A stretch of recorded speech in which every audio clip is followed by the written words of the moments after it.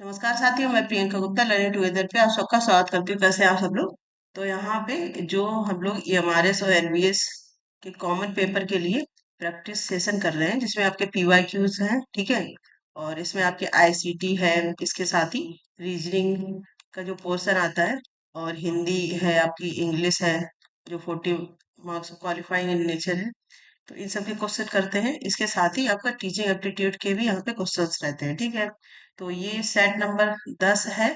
इससे पहले 9 सेट हो चुके हैं, और इसकी प्ले लिस्ट भी बनी हुई है। जिन बच्चों ने नहीं देखे वो जरूर देखें, क्योंकि ये आपकी जो भी अपकमिंग एग्जाम्स है, एएमआरएस एनवीएस होगा, आपका केवीएस हो गया, DSSS भी हो गया, कोई भी आपका एग्जाम है, उन सबके लिए ही काफी इम्पोर्टेंट रहने वाला है, क्योंकि ये कॉमन चीजें हैं जो सारे में ही पूछे जाते हैं। इसके साथ ही आपकी जो आरआरबी की भी अ, इस टाइम पे वैकेंसी निकली हुई है, पीआरटी टीजीटी पीजीटी की, ठीक है।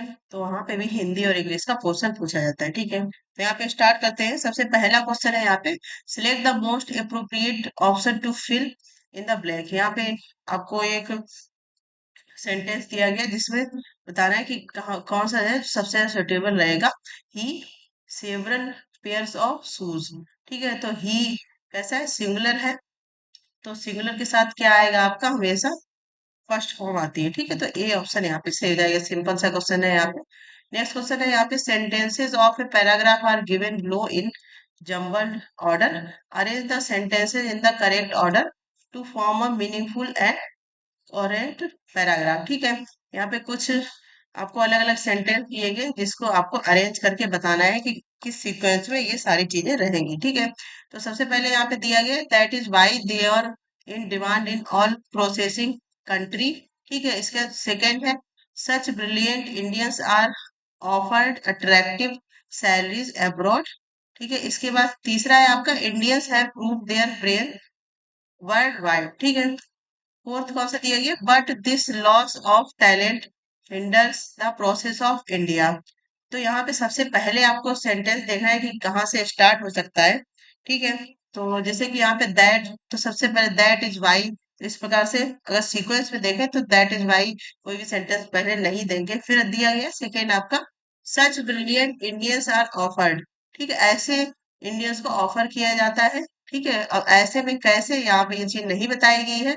नेक्स्ट है यहाँ पे, Indians have proved their brains world wide, Indians has proved their brains world wide, ठीक है।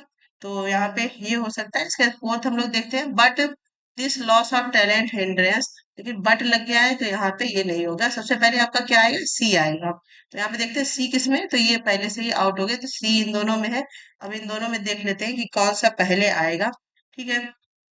Indians have proved their brains world wide, ठीक है। इंडियंस क्या है कि अब इंडियन का जो दिमाग है, उन्होंने वर्ल्ड वाइड में चीज प्रूव की है कि इंडियंस अपने ब्रेन्स का कितनी अच्छी तरीके से प्रयोग करते हैं।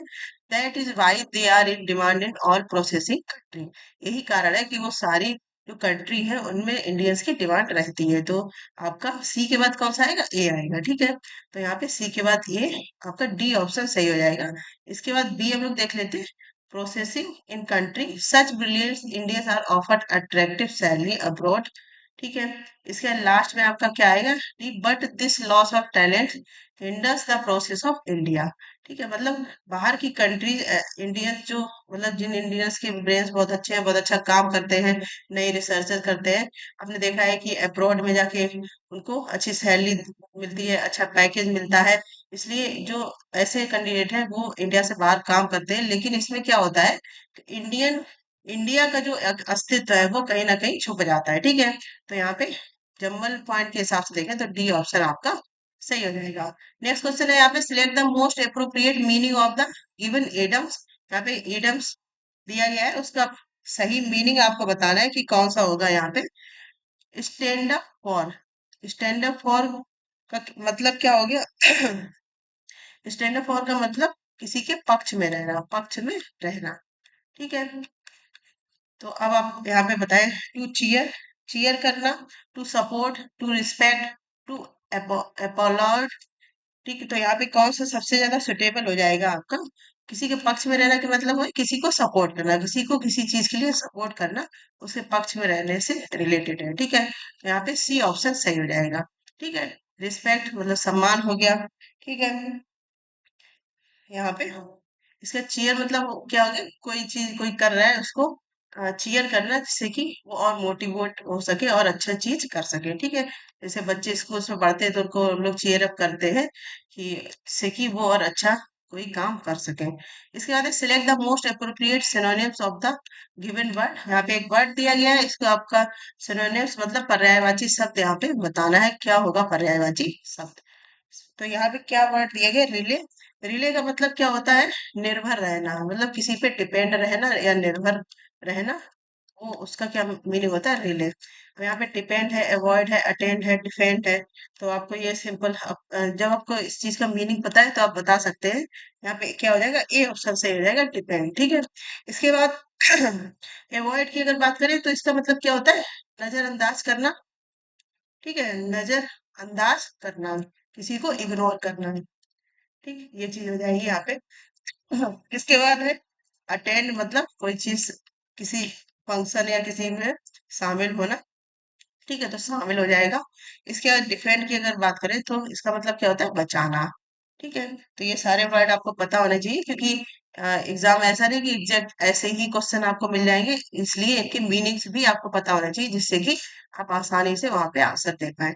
नेक्स्ट क्वेश्चन हम लोग यहाँ पे देखेंगे, select the option that can be used as an one word substitute for the given groups of word. ठीक है, तो यहाँ पे वन वर्ड आपको बताना है। सेंटेंस क्या दिया गया, an arrangement of flowers to be given as gift. ठीक, arrangement of flowers to be given as a gift. अब फूलों का बहुत सारे इकट्ठे करके कोई चीज अगर दी जाती है तो उसको क्या बोलते हैं, आप लोगों ने दी भी होगी, आपको मिला भी होगा बहुत सारी चीजों में, उसको बंडल बोलते हैं, पैक बोलते हैं। ठीक है, बुकेट बोलते हैं या फिर स्टैक। ठीक, तो उसको क्या बोलते हैं, बुकेट। जो फ्लावर होता है, फ्लावर्स, बहुत सारे फ्लावर्स इकट्ठे करके एक बुके बनाया जाता है, उसको बुके बोलते हैं। ठीक है, तो उसको ही क्या बोलते हैं, बुकेट या बुके बोलते हैं। ठीक है, इसके बाद यहाँ पे और भी शब्द है, जैसे बंडल का अर्थ अगर आपसे पूछा जाता है तो बंडल तो सिंपल है, इसका मतलब क्या होता है, किसी चीज का गट्ठर। इसके बाद पैक जो है, मतलब कोई बहुत सारी गड्डी इसको बोल सकते हैं। ठीक है, इसके बाद स्टैक का मतलब क्या होता है, ढेर। जो ढेर लगता है, जैसे कूड़े का ढेर हो गया या फिर किसी और किताबों का ढेर हो गया या फिर और कोई चीजों का ढेर, तो स्टैक मतलब होता है ढेर। ठीक है, इसके नेक्स्ट क्वेश्चन है यहाँ पे, select the most appropriate option to fill in the blank. अब यहाँ पे आपको एक वर्ड बताना है कि कौन सा सबसे सुटेबल रहेगा यहाँ पे।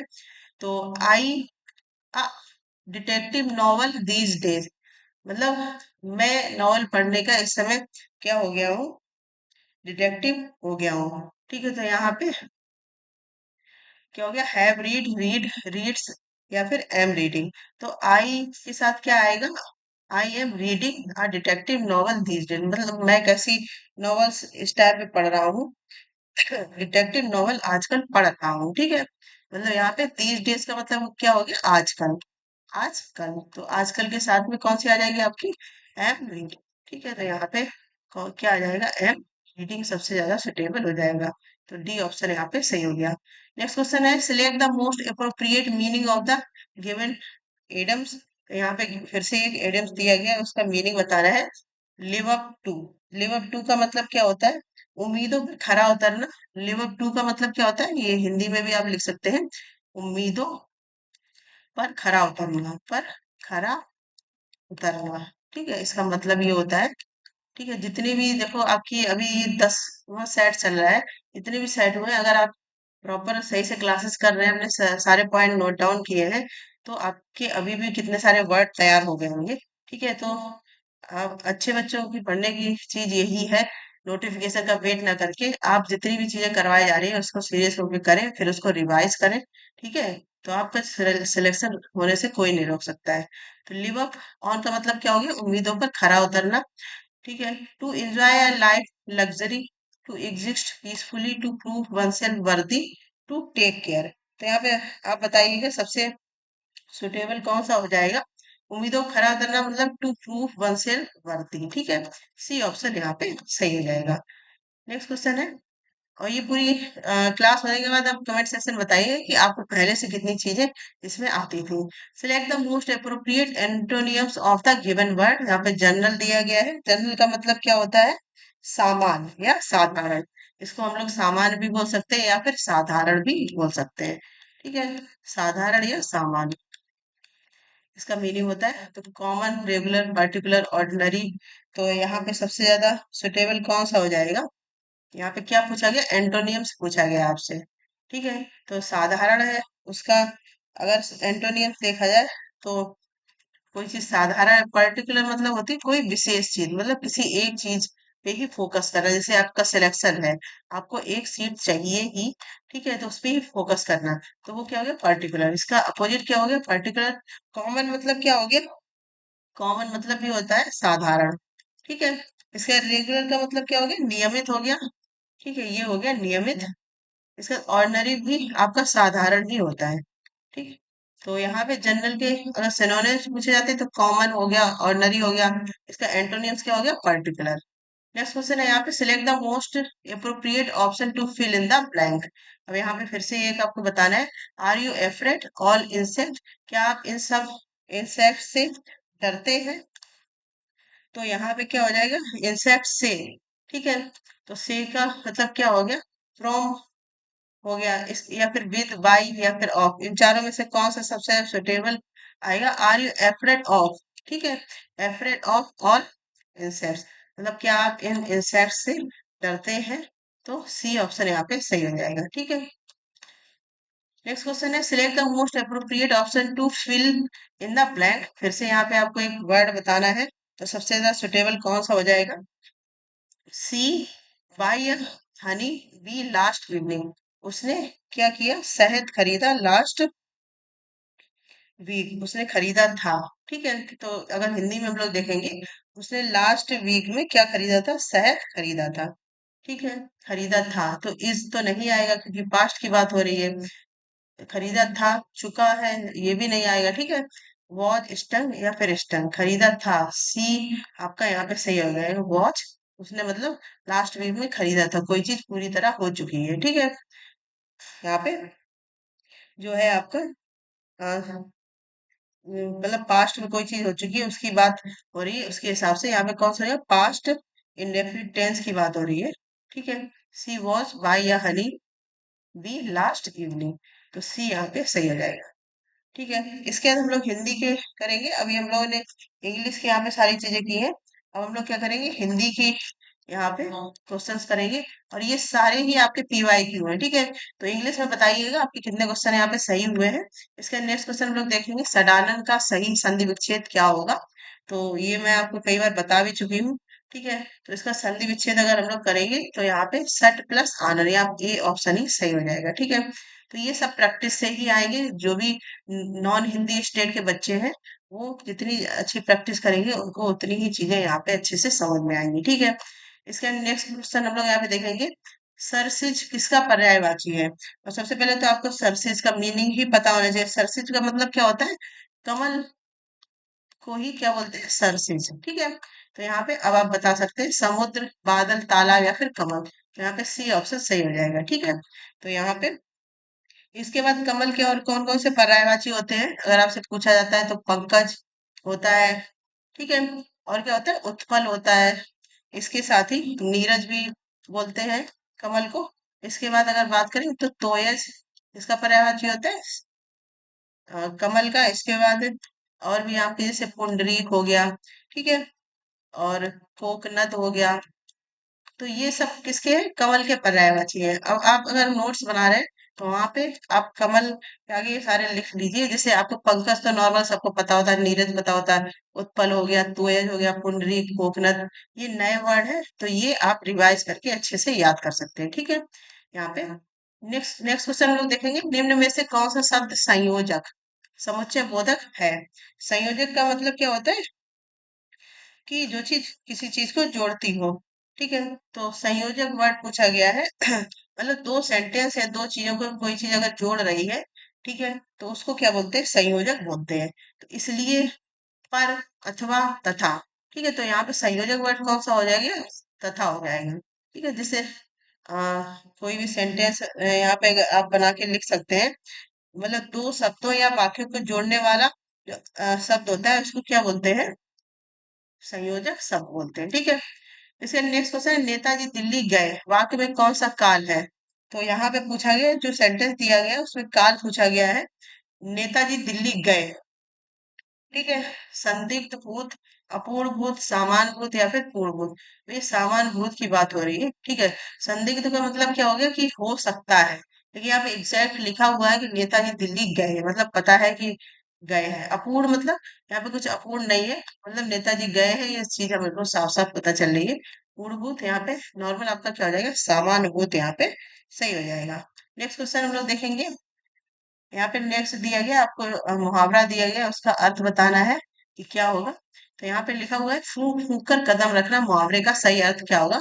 हड़बड़ी में कार्य करना, रास्ता साफ करते हुए आगे बढ़ना, या फिर डरते हुए आगे बढ़ना, सावधानी से कार्य करना। फूंक फूंक कर कदम रखने का मतलब क्या होता है? जैसे कोई हम नया काम कर रहे हैं, मतलब हमने तैयारी को ही लेके बता दी, क्योंकि आप सब स्टूडेंट हैं, आप सब तैयारी कर रहे हैं। आपने पहली बार किसी एग्जाम की तैयारी की, ठीक है। आपको लगा कि मुझे ये भी आता है, ये सारी चीजें आती है, मेरा तो सिलेक्शन पक्का है। लेकिन क्या हुआ, आपका नहीं हुआ सिलेक्शन, या फिर 3-4 नंबर से रह गया, या फिर आपका जो 40% क्वालिफाइंग इन नेचर होता है उसमें आपका रह गया, ठीक है। फिर आपने जब दोबारा तैयारी करी तो आप क्या करते हैं, अच्छे से रिवीजन करते हैं, चाहे आपको वर्ड आता है लेकिन फिर भी उसका रिवीजन करते हैं, उसको नोट डाउन करते हैं। सोने से पहले रिवीजन करेंगे, सुबह उठेंगे तब रिवीजन करेंगे, मतलब आप बिल्कुल अब एक्टिव हो गए हैं, हर चीज फूंक फूंक के कर रहे हैं कि दोबारा से ऐसी गलती ना हो कि मेरा जो क्वालिफाइंग वाला पोर्शन है वो ही रह जाए, जिससे कि आगे का पोर्शन चेक ही ना हो, ठीक है। तो क्या हो गया, फूंक फूंक के कदम रखना मतलब डरते हुए आगे बढ़ना, कि आप सॉरी, डरते नहीं, अबे सावधानी से कार्य करना, कि पिछली बार हमने जो गलतियां कर दी, जैसे आपने सोचा कि अरे मैं तो हिंदी तो मुझे आती है, मैं हिंदी तो 4 अंक का पूछा जाता है, 10 में से 4 लाने हैं, मेरे तो 10 के 10 सही होंगे। लेकिन क्या हुआ, हिंदी में ही आपके 3 नंबर आए और आप क्वालिफाइंग वाले जो पोर्शन से ही बाहर हो गए। तो अब क्या है, आप सावधानी से काम करेंगे, आपको जो चीज आती है उसको भी आप रिवीजन करेंगे, ठीक है।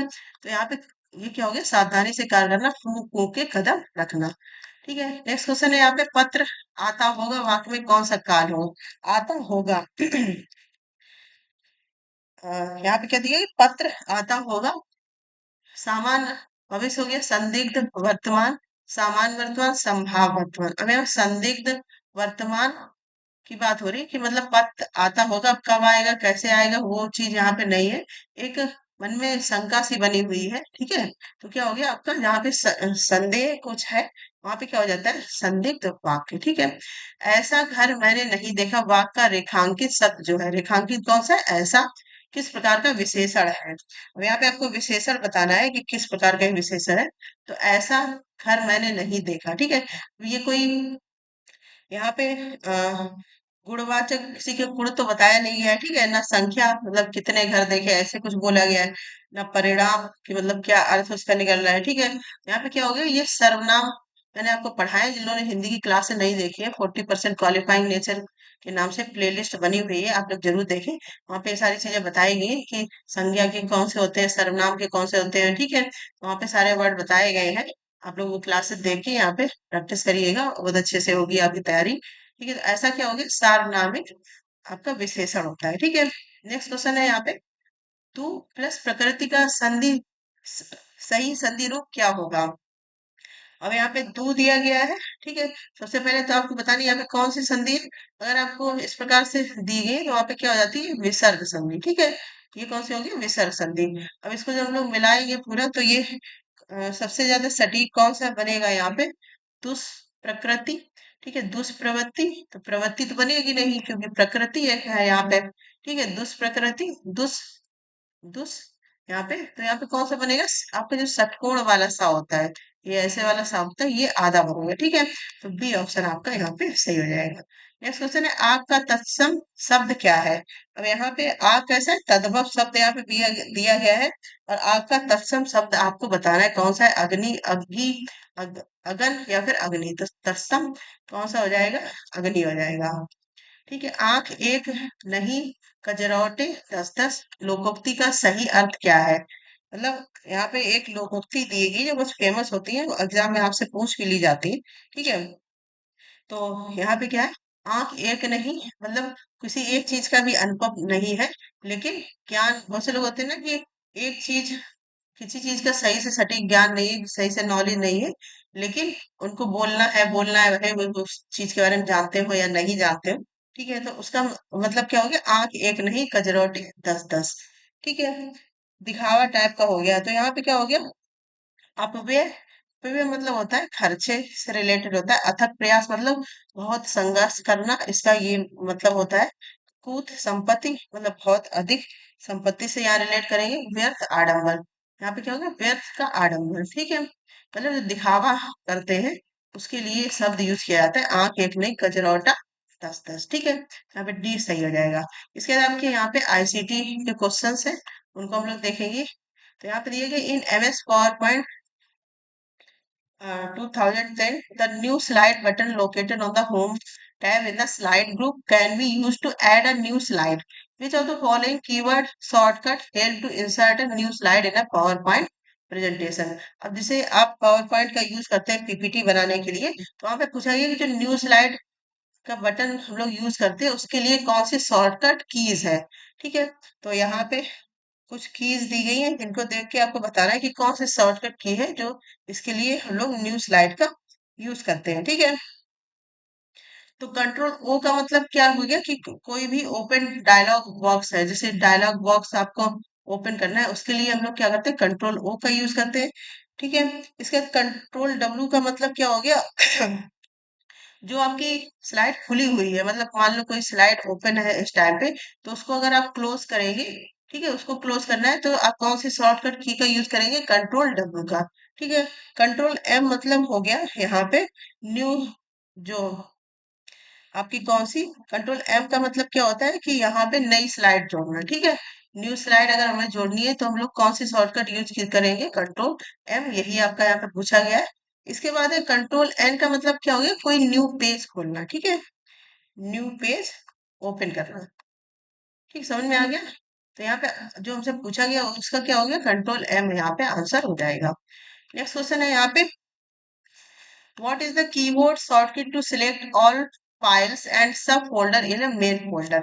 यहाँ पे मुख्य फोल्डर के सभी डॉक्यूमेंट्स और उप फोल्डरों को चयनित करने के लिए कौन से शॉर्टकट की का यूज करते हैं।